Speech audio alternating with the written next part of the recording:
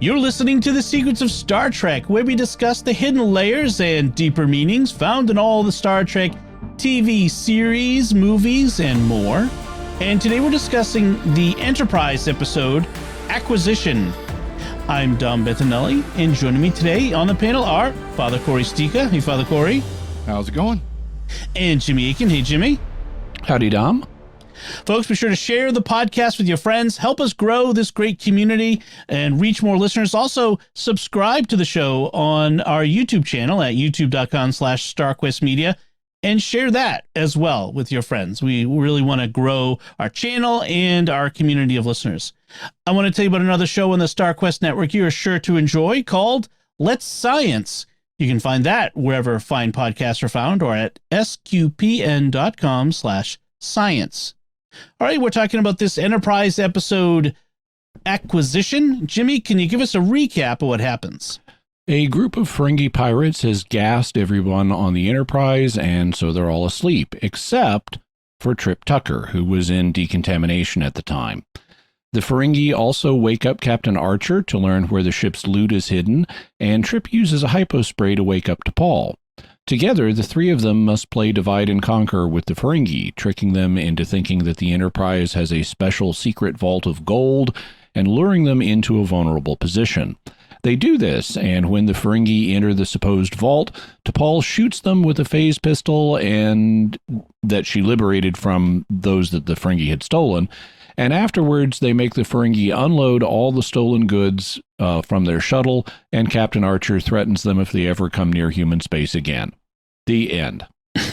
as succinct of a recap as you can get. And so this is our first encounter with Ferengi, chronologically speaking, between humans and Ferengi. This is a thing that you kind of see in Discovery sometimes, too, where we have long before, I'm trying to remember what, I know this happened in Discovery, but I don't remember exactly the circumstances. Long before the established canon official first contact, we get these other first contacts. In fact, Enterprise does it with the Romulans too, I think, at one point. And the Borg. Yeah. And the Borg. Yeah. And that's not uncommon. I mean, historically, you would have like rumored first encounters, rumored first contacts between, say, Europeans and various people around the world during the Age of Exploration before regular or formal first contact was made. And so, I don't have a problem with this concept of early encounters that didn't really, and they're doing the same thing over on Strange New Worlds with the Gorn right now. Yeah. That's true. So I don't have a problem with that in principle, although I remember when this episode came out, there were lots of people who were like, but wait, it's canon that we never saw the Ferengi before that stupid episode in in First Generation Next Gen and after Farpoint. We hear about him in Farpoint, but we don't see him until later. That's true. And the idea that the Federation would have no knowledge of an established trading race was always stupid, because you're obviously in contact with people who have been in contact with them, so you should have pictures and things like that of what they look like. So that was always stupid. Yeah. And that episode was horrible anyway, The Last Outpost. Yes.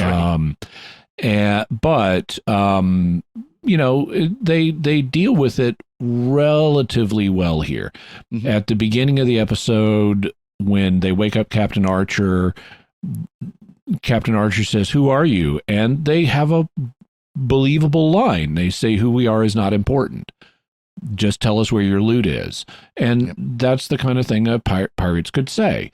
Where it falls down is at the end of the episode, because this is an unknown race. You've gotten the upper hand with them. You've made them unload all the loot that they stole. So why don't you ask them who they are now? Why do you just threaten them, never come around Federation's, what will be Federation space again? Yeah. There's this tendency in some stories where we're back in time, where this contrivance of the audience knows something that the characters don't. And I think it's kind of what they do here. And yeah, I mean, it's plausible that you, in the heat of the situation, you won't get their name, but yeah, like eventually you would. I mean, who are you people? Okay, what's your name? We're writing it down. We're putting your picture on the wall so that you can't be served here anymore. You know what I mean? Like, you would get some information. I mean, their job is to acquire information.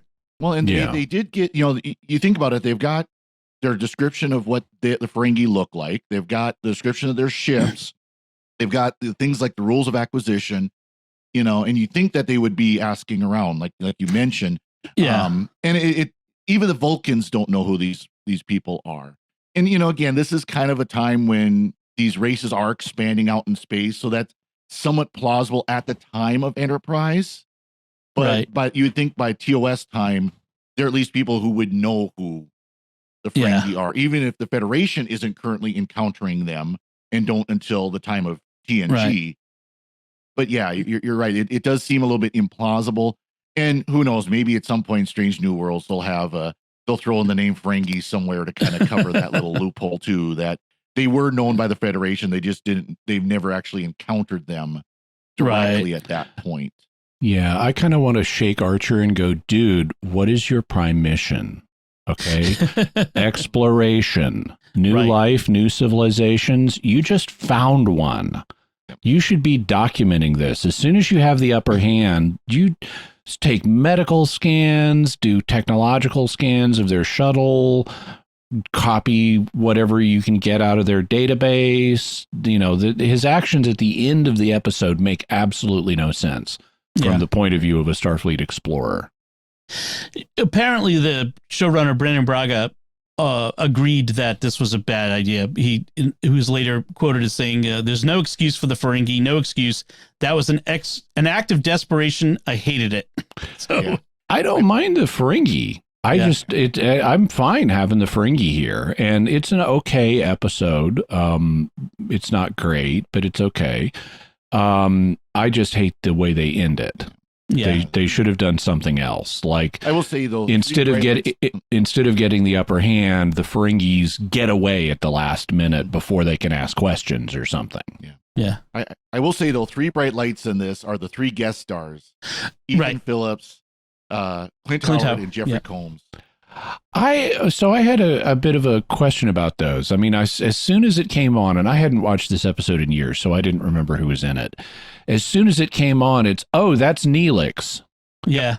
And just by his voice, that's clearly the actor who plays Neelix. And then, by the shape of his mouth, that's Jeffrey Combs. Yep. And then, that's Clint Howard, and who's the Tranya kid, and also Ron Howard's brother. Yes. And I don't mind having Clint Howard. So Jeffrey Combs, I totally don't mind having in this. Always. because he's great, and playing different roles is his thing on Star Trek. Yep. Clint Howard, I don't mind, because even though he's been on the show before, way back in first season original series, I don't mind seeing him either. He's a minor part. But think about Neelix.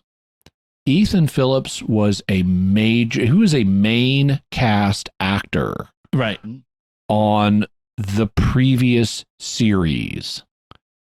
And having him brought back as a different character after 7 seasons of having him in the main cast and listening to his voice is a little distracting. Yeah. And it would be like taking, LeVar Burton from Next Gen and recasting him as an alien on Deep Space Nine. It's like, I just watched 7 seasons of that guy. Yeah. It's kind of a distraction. So I wouldn't have brought back a main cast person in a supporting role like this. Yeah, I thought it was like fun, if nothing else, because the way they cast the different actors was very different. Because the character was very different. Was Wayoon throughout half of DS9. Yeah. So he was also Brunt. Well, that's That's actually something I thought was really great because he played a Ferengi before, but just a different Ferengi, and they did it well enough. He did it well enough that you didn't think, oh, this is just Brunt, as a different guy. And the same thing with Ethan Phillips. He wasn't playing a Neelix character. He was actually playing more of a leader, more of a, actually for a Ferengi, a strong character. Yeah. And so they kind of subverted, and Jeffrey Combs was playing, he was the Rom. He was the Rom character in this one, where he was kind of the beat down brother. Yeah. Instead of the strong leader, and Clint Howard, who wasn't just back in TOS, but was in both TNG and was he in TNG? He was in DS9 because he was in the Back to San Francisco episode. So, they kind of subverted their characters, their normal characters within Star Trek. I thought it worked out really well. It wasn't a distraction for me. That was Ethan Phillips. I actually kind of got a kick out of it. I didn't find it distracting. I thought it was interesting that it's such a different character from Neelix. And Jeffrey Combs, even more so than being Brunt and Weyoun, was also the Andorian in Enterprise. Shran. And that could have been really distracting and wasn't, because Jeffrey Combs is a great actor and plays a different role. And the makeup, of course, gives us a different look, but it's great. And it's also his thing of playing multiple characters. So you're so happy to see, and he was so great as Weyoun and Brunt. Yes, those were great characters. They're just always happy to see Jeffrey Combs. Yes, definitely. Oh, absolutely. And also, speaking of cast, we only had 3 of the regular cast members who were at least awakened giving lines throughout the episode, which was interesting that they really pared it down. I mean, it was almost like a stage play in the sense of how small the active cast was. I wonder if they got paid regular rate for being asleep on the floor. Just going to ask that, because we've discussed here before, where, if they just have one line, they get paid as if, they've been in the whole show. Well, in this case, they only had like 1 or 2 scenes where they're laying on the floor asleep. Yes. Yeah. That was good. So this episode is kind of, now, because of the way it's structured, you've got the Ferengi pirates, and there's 4 of them. And then you've got the 3 main characters. It's just, coincidentally, it's those 3 main characters who wake up. And they've got to do this is not going to be a high violence episode, so it's not going to be Die Hard. Instead, it's going to, because the Ferengi are comedic and so forth. So this is going to be a deception and outwitting based plot. It's how are our 3 main characters going to outwit the Ferengi? And so that's really the criterion by which this has to be judged. It's like it's once you realize the nature of the setup, it's like, okay, where's the fun in this episode going to come from? It's going to be watching our 3 main characters outwit the Ferengi and see how they manage to do that. And also the episode is kind of reminiscent of The Partner's Tale from the Canterbury Tales, so in The Partner's Tale, you have the partner himself is an unethical man, and he tells a story about these 3 criminals who decide to kill death because, big goals are good. and the 3 of them end up finding money and it creates because they're thieves. The money they find creates divisions between them, and that's their undoing. And so the Ferengi are super greedy, so obviously it's going to be their disputes over the loot and their in irrational pursuit of loot that is going to be their undoing. And so you can kind of see that coming a mile off. But it's still fun for the most part how they get there. What I found a little less fun was, so Captain Archer pairs up with Jeffrey Combs's character, whose name is Krem, but I'm likely to call him Weyoun. And Captain Archer is sort of paired with him. He's the low one on the totem pole, among the Ferengi, and so he's assigned to watch the human. Although they don't know at first that they're called humans, they learn that in this episode, and so Captain Archer starts working on him to turn him against the other Ferengi, and that is such a cliche. It is. I remember last season they did. Captain Pike was doing that on Strange New Worlds, and it's just such a cliche of turn the guy you're with against the others, and so he's doing that doesn't seem fair, and the performance is by the actor is actually quite good. He's so likable that he says his lines naturally, but it is still just blindingly obvious that this is a turn the guy against his buddies plot. Right. Where they do it better in the same episode, I think, is with T'Pol. Mm-hmm. At one point, T'Pol sneaks on the bridge, which is where the other two of the other Ferengi are, including the leader, three of the other Ferengi, and Clint Howard's character Muck had these like three tricorders, these three scanners that he was carrying around, and he'd set them down on a console. And so T'Pol sneaks onto the bridge and swipes the scanners, and she puts one of the scanners in Ulyss. in his bag. Yep. That's the one that's played by Neelix. Yep. He's the leader, and he puts one in his bag of loot, and she keeps another one. Mm-hmm. And so she then uses. So she waits until Clint Howard has noticed his scanners are missing, and he assumes, being a Ferengi and knowing what Ferengi are like, he assumes the other two have stolen them. Mm-hmm. And so he's like, "Come on, guys, give it back." And they're like, "What? We don't have it." And they're totally sincere. And it's like, "We don't have that. You should keep better track of your scanners." And then T'Pol from outside the room uses the one she has to trigger the one of the other scanners, so it starts making a noise in Neelix's bag. And here you've just been caught red-handed. Right. And then it's like, okay, where's the other one? And it's not anywhere to be found because she kept it. So that means you have an ongoing source of distrust with them. And they do this without T'Pol saying anything. Mm-hmm. And this is it's also very reminiscent of the Partner's Tale.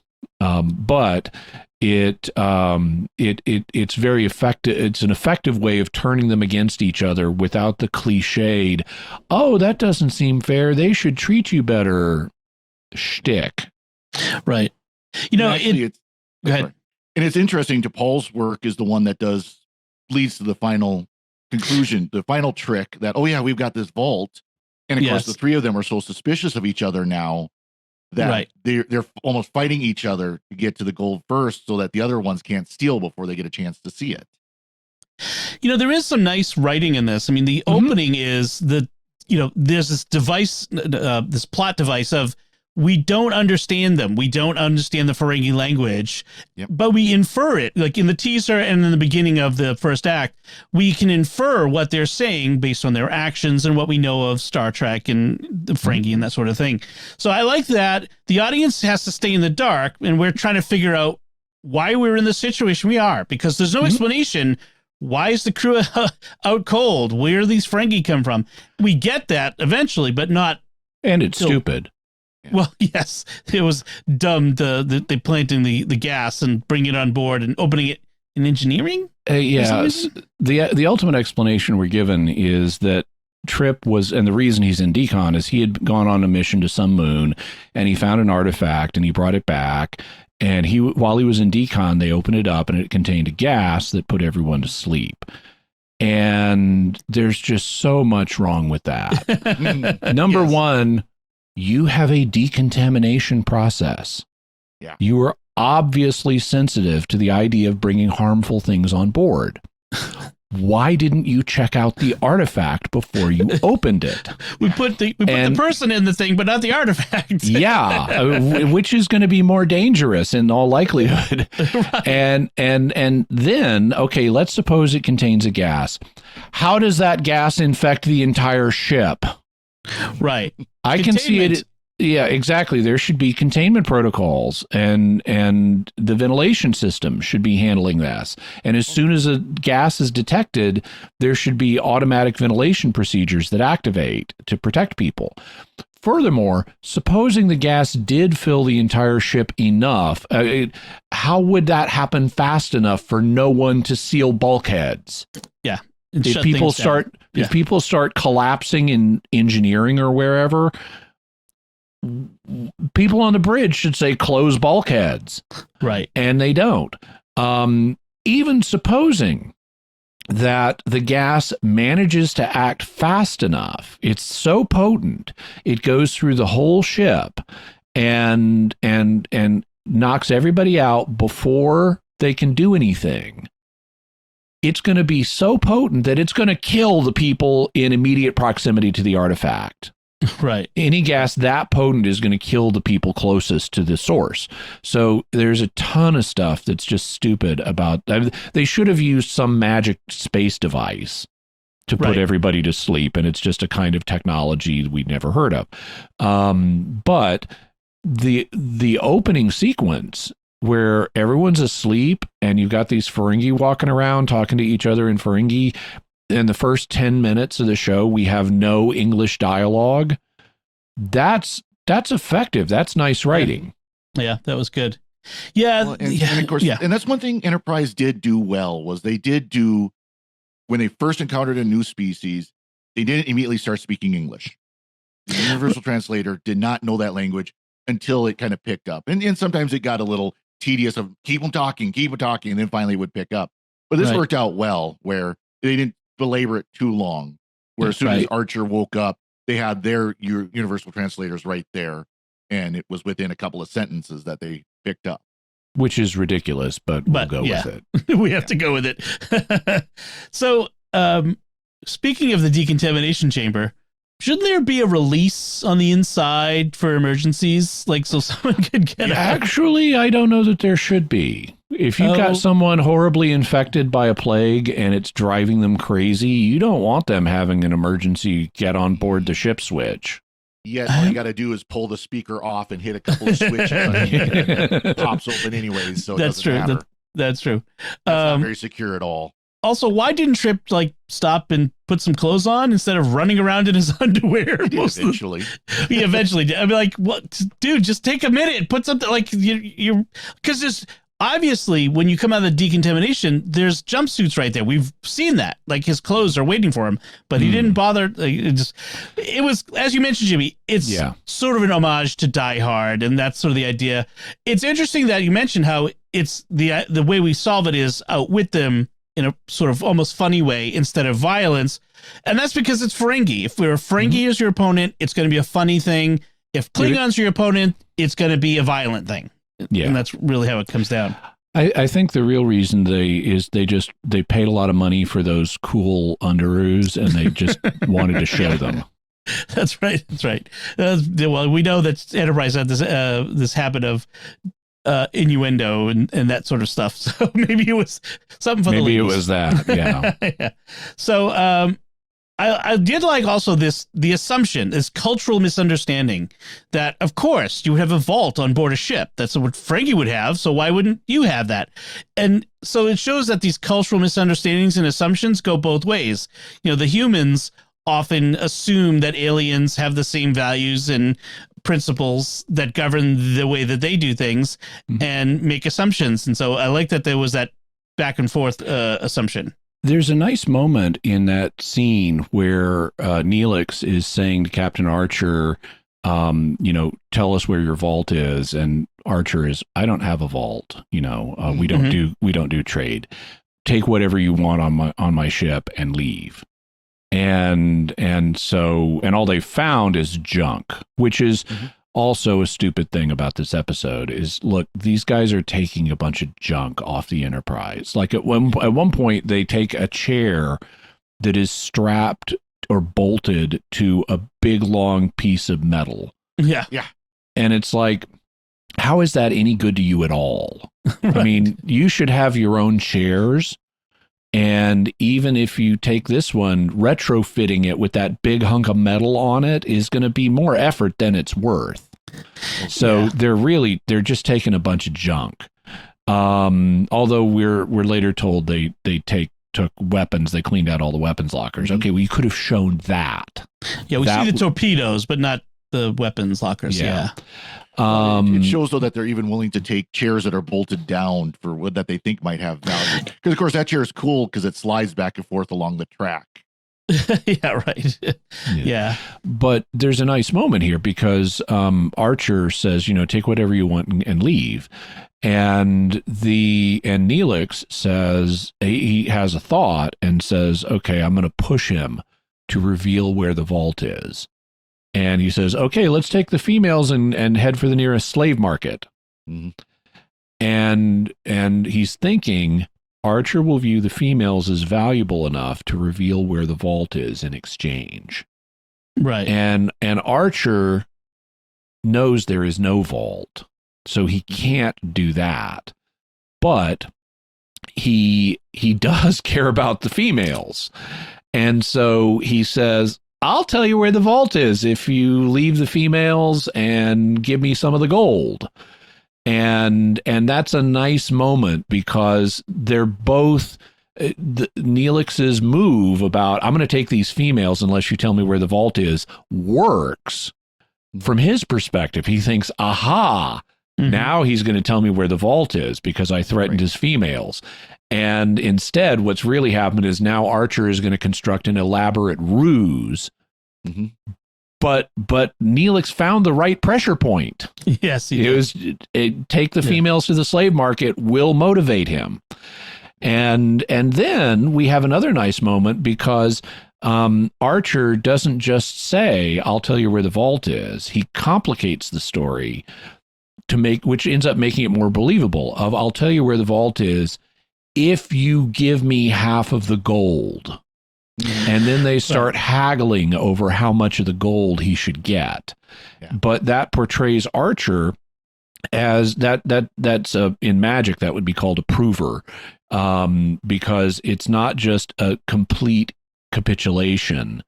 And the fact he's resisting and he's showing profit interest himself is going to make the story more believable.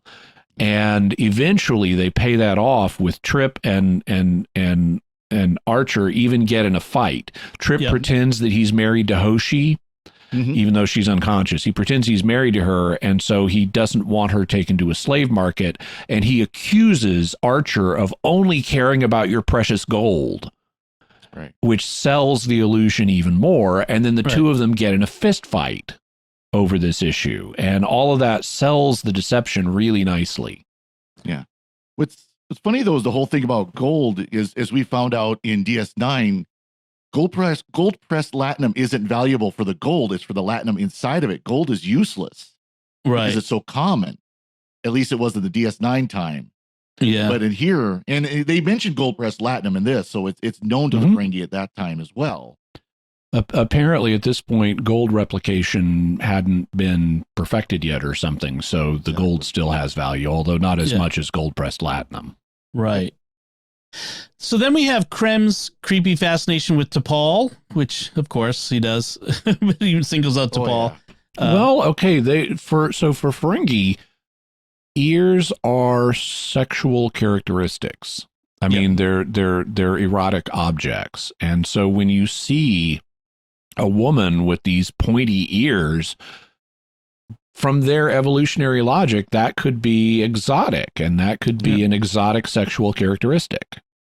Yeah. Oh, and then we get that creepy Umux later. But I'd like, though, that later T'Pol gets in on the deception, and when Krem is alone, she comes to him and says, "Have you come here to rescue me?" And she sells him this story about I don't like humans at all. Captain T'Pol said all these bad things about me when I was unconscious, or supposed to be unconscious, and they don't think highly of me. And it's like, well, then why are you with them? I'm not here by choice. I'm a captive. I'm a slave. And are you going to rescue me? And he starts talking to her about how great she would be as a spouse, and do you know what umaks are? And she starts to give him umaks and nerve pinches him. Yep. And the whole reason for going along with umaks is to get her hand close to his shoulder so she can nerve pinch him. Yep. I do note that Ferengis apparently have glass jaws, because Tucker knocks one out pretty handily after biting his ear, which, given everything else about ears, is kind of creepy. Biting the ear was nice. That was, it is a sensitive organ for them. So yeah, in combat. Yeah, I guess so. That would be the equivalent of kicking someone in the nuts. So, as part of the trick, the outwitting them, Tucker puts a lock on the biomatter resequencing access door, which that's wasteland reclamation. I was kind of hoping, 'cause I didn't remember exactly what happens, but I was kind of hoping they're going to go in and they're going to be like flooded, like they're going to be falling into the septic tank or something, but it wasn't.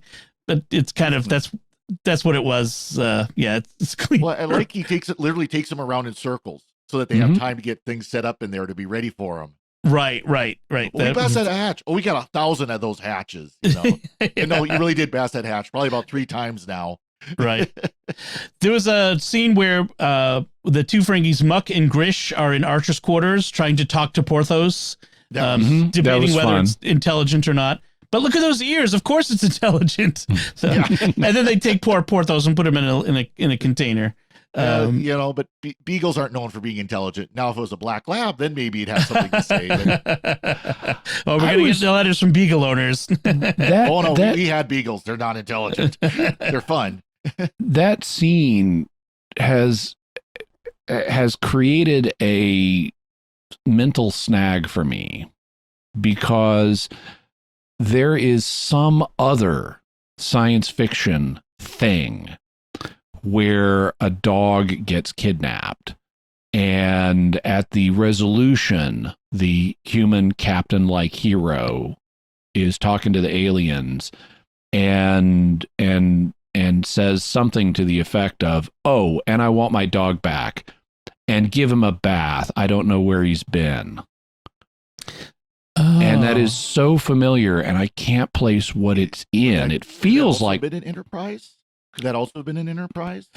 Well, that's what I was wondering. I was wondering, is that the end of this episode where Captain Archer triumphantly gets the dog back? But I don't think it is. My memory is that the emotional tone is a little meaner than Captain Archer usually is. It might be Enterprise. It might be somewhere else in Enterprise, but it might be something else too. But it's like, I want my dog back, and give him a bath because I don't know where he's been. The emotional feel of it is kind of like, I think I know who it is. I think it's Max Eilerson from the Babylon 5 spinoff Crusade. That may be who it is. Okay. I haven't seen that one then. And it may have been his cat rather than his dog. So, in any event, seeing pets get kidnapped brings thoughts like that to mind. Yep. Yes, that's a big emotional pull on the audience, that's for sure. So T'Pol, in the end, after they've rounded up the Ferengi, T'Pol at first refuses to unlock Archer because he had said she was uninteresting when he thought she was asleep, that she complained all the time and had no sense of humor. Which and then great sense of humor to throw it back the way she threw it back at him. But he jokes with her like, come on, it's he makes a joke. Then she still refuses. He's like, okay, now I'm ordering you. I'm not joking anymore. Unlock me. At which point she does. Yeah. Yep. And I have a note at the very end is why does no one ever ask them what their species is? Maybe we're supposed to assume it happens off screen and ends up deep in some file somewhere that no one ever reads. But that's how it is. So, final notes, Father Cory? one thing I got a kick out of it, amongst all the stuff that they harvested from the Enterprise, includes 2 kegs of beer. That's right. Inside the ship there, you see 2 just regular standard kegs of beer sitting there. So I don't know if that came from the crew room of the chute, or you know, if they had to those special. But and then they said they have 14 weapons lockers on that ship. They actually have quite a bit of weapons on that. Yeah, scattered around. Yeah. Well, I mean, given how often you get invaded, you want to have weapons at the ready everywhere. So yeah, and then we get to see the energy whip, which much better special effects than it was on TNG. Oh yeah, yeah. Those look much better, so much more believable than they did on TNG. Jimmy, final thoughts? No, I think that's it. I think it was an episode. Oh, one note is the rules of acquisition are different than they are in DS9. In DS9, there are 285 rules of acquisition. And like, for example, rule 285, no good deed ever goes unpunished. But here there are only 173 rules of acquisition, which means that in a period of a couple hundred years, they came up with 100 new rules of acquisition. So they must have had some really major shifts in Ferengi society, some like big Vatican II event or something with the Grand Nagus is introducing these new rules. But once every 2 years isn't quite that often on average. But since these were handed down from, the original Grand Nagus Ghent, who presumably lived long ago, to get up to 173 and then 100 more in 200 years, that's a very substantial economic revision. Other option, they found a lost document. Right. The Ferengi equivalent of the Dead Sea Scrolls. Yeah. There is a change. Lost document, let's say that. Yes. The sixth rule that is quoted in this is never let family get in the way of profit. Yeah. But by the time of DS9, it's never let family get in the way of opportunity. Well, it's the post-Vatican II liberalization, not profit is a subcase of opportunity. There you go. All right. So I think that should do it for us this time. We'd like to take a moment to thank our patrons who make it possible for us to create the Secrets of Star Trek, including Stephen W., Jeremy F., Paul R., James R., and Oscar P. Their generous donations at sqpn.com/give make it possible for us to continue the Secrets of Star Trek and all the shows at StarQuest. And you can join them by visiting sqpn.com/give. And we'd also like to thank Victor Lambs, who edited this episode. So we'd love to hear what you think of this Enterprise episode, Acquisition. You can let us know by commenting on the show at sqpn.com/trek, or our Facebook page, facebook.com/StarQuestMedia, or send an email to trek@sqpn.com, or visit our Discord community at sqpn. Let me say that again, sqpn.com/Discord. And of course, you can now watch the Secrets of Star Trek in full video on our YouTube channel at youtube.com/StarQuestMedia. We'll be back next time when we'll be discussing, the next 2 episodes are the last 2 before Star Trek Picard Season 3 begins. And 2 elements that show up in Picard Season 3 that we know of are Lore, Data's brother, and Moriarty, the holodeck program from Sherlock Holmes. And so we're going to be talking next time about Data Lore, the TNG episode that brought us Lore. After that, we'll be talking about Ship of Fools, the TNG episode that saw Ship in Moriarty. a bottle. Ship in a bottle. Why did I say Ship of Fools? I knew it was wrong as soon as I said it. Ship in a bottle. Gosh, that's the TNG episode. That's the last one that Moriarty was in. So next time we'll be talking about Data Lore. And until then, Jimmy Akin, thank you for joining me and sharing the Secrets of Star Trek. Thank you. Live long and prosper. And rule number 1, once you have their money, you never give it back. Father Cory Sticha, thank you as well. And once again, I'm Bettinelli. Thank you for listening to the Secrets of Star Trek on StarQuest. And remember, if that kind of thinking on your home world almost destroyed it, then you should have managed your businesses better.